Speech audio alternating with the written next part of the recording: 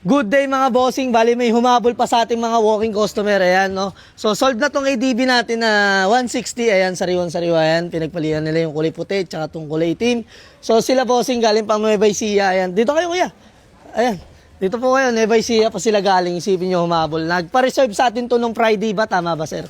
So nagpa-reserve sa atin ng Friday din, ngayon kukunin na nila tong, okay na kayo sa Aerox sir? Good sama kayo? Okay naman. So, ayan na. Mag-previous na lang ako ng mugs para kung sakaling gusto mo ibalik sa stock mugs. So, bago yun, sir, baka may mga gusto kang batiin. Ayan. Pangalan niyo, sir?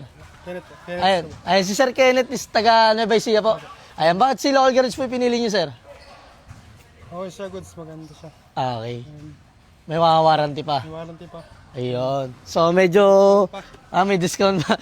So, medyo mahihayin lang sila, sir, no? Ito, si kuya. Baka may mga gusto kang batiin, kuya. Ayan, medyo mahihayin sila. So, in-update ko lang kayo. Ito si kuya kasama niya yung nagbabayad doon sa loob. Tara, yun naman talungin natin.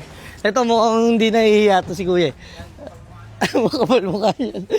So, ito. Bali, ayan, sila kuya. Taga saan kayo kuya? For the vlog lang. Ay, taga Fairview sila kuya. Napili niya yung ADB natin na 160. So, sir, ano pangalan niyo ulit, sir? Andrew. Ayan, baka may mga gusto kang batiin, Sir Andrew. Shoutout sa'yo. Yes.